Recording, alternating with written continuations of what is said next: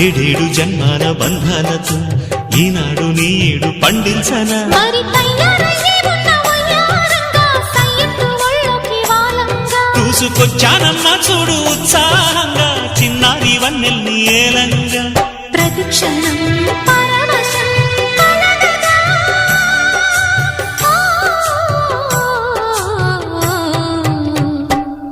మనసా పలకవే మధుమాసపు కోయిలవై చెలిమే తెలుపవే చిగురాశల గీతికవై